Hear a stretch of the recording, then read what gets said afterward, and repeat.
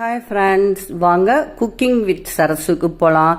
Like பண்ணுங்கள், share பண்ணுங்கள், subscribe பண்ணுங்கள். இன்னைக்கு வேப்பம்பூவில் புளி காய்ச்சல் அப்படின்னு சொல்லலாம், புளி குழம்புன்னு சொல்லலாம், எப்படி வேணாலும் சொல்லலாம். பாருங்கள், வேப்பம்பூவை க்ளீன் பண்ணி ரெடி பண்ணி வச்சிட்டோம். அதே இந்த சீசனுக்கு கிடைக்கும். அதை இது பண்ணிவிட்டு க்ளீன் பண்ணி நல்லா காய வச்சுட்டு இப்போ வறுத்துக்கணுங்க. இது மாதிரி பொன்னிறமாக வறுத்துக்கணும். அப்போ தான் உங்களுக்கு அடிப்பிடிக்காமல் இருக்கும். கொஞ்ச நேரம் ஆனால் தீஞ்சு போயிடும். அதனால் வேப்பம்பூ மட்டும் தனியாக லைட்டாக எண்ணெய் ஊற்றி, அது நல்லெண்ணெய் ஊற்றி 1/4 ஸ்பூன் நல்லெண்ணெய் ஊற்றி நல்லா ரோஸ்ட் பண்ணி வச்சுக்கணுங்க. நல்லா ப்ரௌனிஷாக வரணும். அதுக்கப்புறம் ஒரு மண் கடாயில் நல்லெண்ணெய் ஒரு 3 டீஸ்பூன் அளவு ஊற்றிட்டு அது தேவையான அளவு கடுகு, சீரகம் எல்லாமே போடணுங்க. நல்லா மண் சட்டிக்கு லேட்டாக தான் புகை வரும். பாருங்கள், லேட்டாக வந்தது. அதுக்கப்புறம் இப்படி புகை வந்தவுடனே கடுகு போட்டேன். கடுகு வெடிச்ச உடனே சீரகம், பெருங்காயம் வேண்டியதில்லை, நம்ம பூண்டு போடுறதுனால பூண்டு போட்டிருக்கோம்.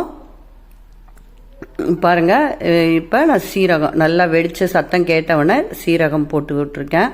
சீரகம் போட்டு கொஞ்சம் மஞ்சத்தூள் போட்டுக்கணும். மஞ்சத்தூள் முதவே நான் ஏன் போடுறேன்னா அதாவது பச்சை வாசனை வராமல் இருக்கும். சில பேர் மஞ்சத்தூள் பச்சை வாசனை வருதுன்பாங்க. சின்ன வெங்காயம் ஒரு 20 எடுத்துக்கிட்டேன், அதாவது கட் பண்ணி வச்சுக்கிட்டோம். தக்காளி 1, பூண்டு ஒரு பெரிய பூண்டு எவ்வளோ வேணாலும் சேர்த்திக்கலாங்க. தக்காளி எவ்வளோ வேணாலும் சேர்த்திக்கலாம். வெங்காயமும் எவ்வளோ வேணாலும் சேர்த்திக்கலாங்க. உங்கள் இஷ்டங்க. எங்கள் வீட்டில் வெங்காயம் ஜாஸ்தியாக வேணும், பூண்டு ஜாஸ்தியாக வேணும்னு சொல்லிட்டு நான் போட்டேன். தக்காளி கொஞ்சமாக போட்டுக்கிட்டேன். ஏன்னா புளி கரைசல்னால புளி ஊற வச்சு உப்பு போட்டு ஊற வச்சு அது தனியாக வச்சுருக்கேங்க. இது வெங்காயம் நல்லா ஆனவனே இந்த தக்காளி, பூண்டு, ஒரே ஒரு பச்சை மிளகா காரத்துக்கு தகுந்த மாதிரி, அதாவது பச்சை மிளகா போட்டால் கொஞ்சம் டேஸ்ட்டு தூக்கலாக இருக்கும். பாருங்கள், நல்லா வதக்கிக்கணுங்க. வதக்க தான் அது சுண்ட தான் உங்களுக்கு காரக்குழம்பு சூப்பராக வரும். உங்களுக்கு வேணும்னா கொஞ்சம் லைட்டாக தண்ணி ஊற்றிக்கலாம். கொஞ்சம் லேட் ஆகுது அப்படின்னா இது சாம்பார் தூள், மிளகாய்த்தூளுங்க.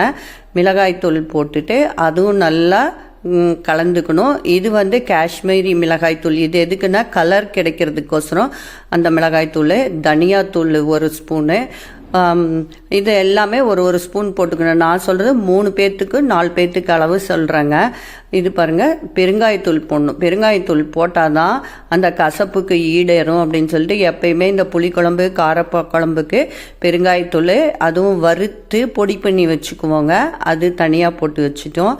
அடுத்தது சீரகத்தூள் போடலாம். உங்கள் வீட்டில் எப்படி இருக்கோ அப்படி போட்டுக்கலாம் காரக்குழம்புக்கு.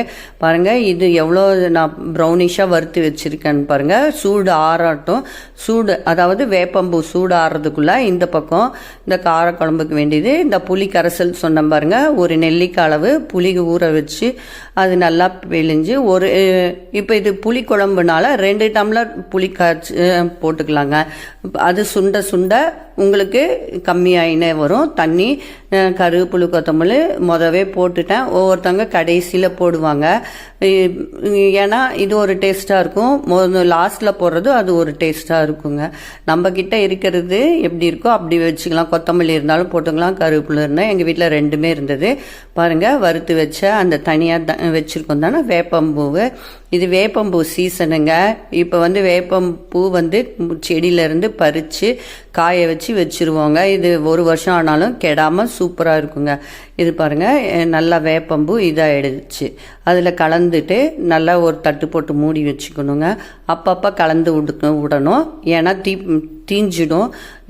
மண் வானல்னாலும் அப்பப்போ இது பண்ணிடணும். மண் வானலில் செஞ்சால் அவ்வளோ சூப்பராக இருக்குங்க. 2 நாள் கூட இது வச்சு சாப்பிட்லாம், அவ்வளோ சாப்பிட்லாம். வேப்பம்பூ சாப்பிடும்போது கூட தயிர் சாதமோ மோர்ஸோ கலந்து சாப்பிடணும். ஏன்னா வேப்பம்பூ ஹீட்டு வெயிலுக்கு. ஆனால் வயிற்று புண்ணையெல்லாம் எடுத்துருதுங்க. பாருங்கள், இது மாதிரி திறந்து பார்க்கணும். வயிற்று புண்ணுக்கு நல்ல மருந்து, வயிற்று வலிக்கு, வயிறில் பூச்சிக்கெல்லாம் சரியாயிடுங்க. இங்கே பாருங்கள், மேலே எண்ணெய் தேறி வந்தப்போ ஆஃப் பண்ணிவிட்டு நம்ம வேணும்போது சாதத்தோட கலந்து சாப்பிட்டுக்கலாங்க. நீங்களும் செஞ்சு பாருங்கள்.